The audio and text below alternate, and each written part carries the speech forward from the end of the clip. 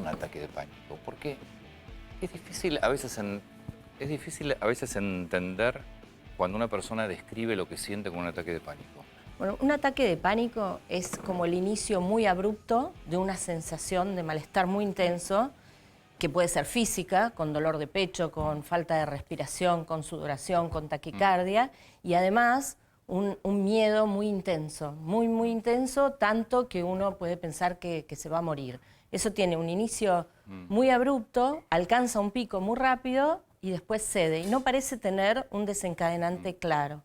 Eso es un ataque de pánico, ¿no? A veces se habla de ataque de pánico de una manera muy vaga o se lo atribuye a muchas otras cosas que no son. Esto es algo muy potente, digamos, muy intenso, que empieza muy rápido y termina muy rápido también. Pero el episodio empieza rápido. El episodio empieza muy rápido. Pero el episodio de un ataque de pánico, ¿con qué frecuencia lo puede tener una persona? Eso depende de la severidad que esté padeciendo esa persona el ataque de pánico. Pero, digamos, una vez que se inicia, lo que tiene también es que la persona teme la aparición del ataque de pánico. Claro, entonces muchas veces se empieza a retroalimentar. Claro. Particularmente los ataques de pánico, te aclaro, Antonio, no son lo más frecuente en niños y adolescentes. Bueno, eso le iba a preguntar. Las edades, o sea, niños y adolescentes no están tan expuestos a un ataque de pánico. Claro, no es que no están tan expuestos, sino que dentro de los trastornos de ansiedad, porque los ataques de pánico estarían englobados dentro de lo que consideramos ataques de ansiedad, son uno de los tipos de trastornos de ansiedad, pero no es el más frecuente en niños y adolescentes. Sí. Recordemos que bueno, no sé si... No, ¿qué es la ansiedad? ¿Qué es la ansiedad? Sí. A eso iba precisamente. La ansiedad en sí no es algo patológico, digamos, la ansiedad es una emoción normal en la infancia. Sí, de hecho, en los adultos también. En los adultos también, pero bueno, empieza... Pero los chicos son muy ansiosos. Está bueno discriminar el concepto de ansiedad y el término, porque a veces cuando decimos ansiosos, digamos, en el idioma coloquial, la ansiedad psiquiátrica o nos médica. referimos, claro, a la impaciencia, a ser ansioso, a estar apurado, a estar nervioso.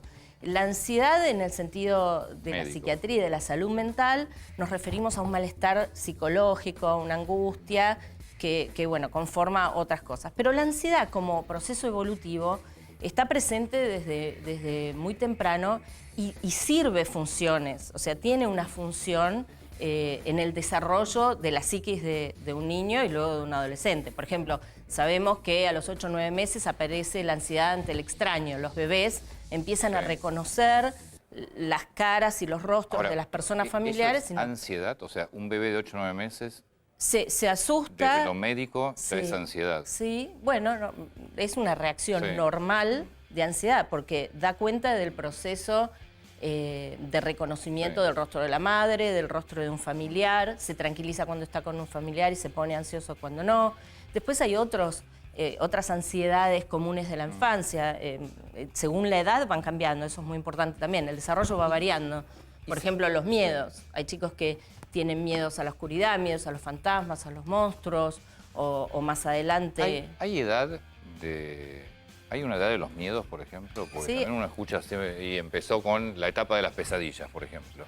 Las pesadillas son una manifestación más de ansiedad. No necesariamente es algo que tiene que persistir. A eso iba también, ¿no? ¿Qué es la ansiedad y qué es un trastorno de ansiedad?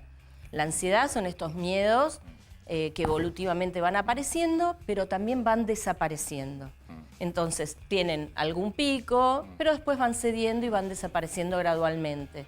Cuando no desaparecen, cuando se tornan más intensos y cuando impactan en la vida de un chico, ahí es cuando empezamos a considerarlos algo preocupante o que puede llegar a constituir un trastorno de ansiedad. Silvia, y en estos meses largos, años largos de pandemia, ¿se notó algo de cambios en estas, que no sé si es una enfermedad, es un trastorno, en los chicos? Sí.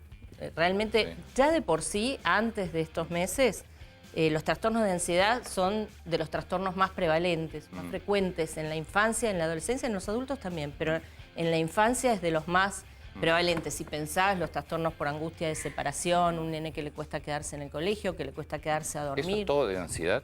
¿Están todos englobados En la ansiedad.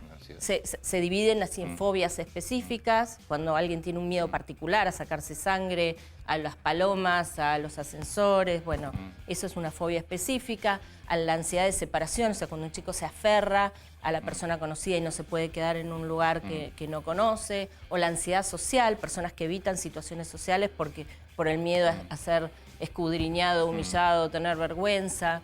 El mutismo selectivo es un trastorno de ansiedad que afecta a los chicos también.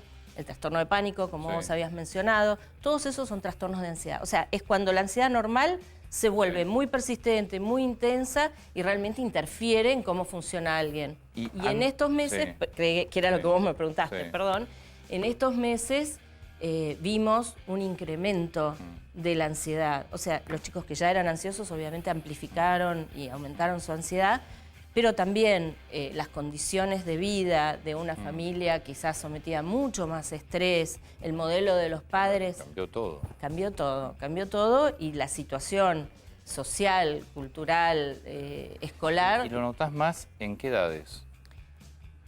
Te diría que en todas las edades. La adolescencia... Bueno, la adolescencia le cambió. A la adolescencia le cambió mucho y lamentablemente la ansiedad en la adolescencia y en esta situación va acompañada también de mucha depresión y eso estamos viendo con muchísima frecuencia. Pero para al adolescente que de por sí trata de no tener ni trato con los padres, básicamente, lo obligaste a compartir las 24 horas. Claro, no es que no quiere tener trato con los padres, pero los amigos, en el desarrollo, exacto, claro. En el desarrollo un chico adolescente, su trabajo psíquico es separarse de sus padres, tener sus propios espacios, crear sus nuevos vínculos. Y eso no lo puede hacer. Todo eso no lo pudo Por eso es que los papás también es importante que tengan en cuenta esto de que permitir espacios, permitir una privacidad, permitir, bueno, cosas que habitualmente por ahí no se daban. Pero sí, los trastornos de ansiedad aumentaron en esta época y también... No, lo de la depresión. La depresión es algo muy preocupante que está muy presente ahora, sobre todo en la adolescencia. ¿Cómo determinás si tu hijo adolescente, pues tal vez tu hijo tampoco se da cuenta? Muchas veces no te das cuenta que entras en un proceso de depresión. Es cierto, puede ser difícil. ¿Cuáles son las alertas? Las alertas. Para uno como padre y los mismos chicos para saber que... Los síntomas que con frecuencia se presentan en chicos y en adolescentes son la irritabilidad, la tristeza, la retracción, el aislamiento, el perder lazos vinculares con pares, con amigos, con familiares, el perder el gusto por cosas que antes generaban motivación o generaban placer. Bueno, obviamente el llanto, la tristeza, lo que sea más obvio.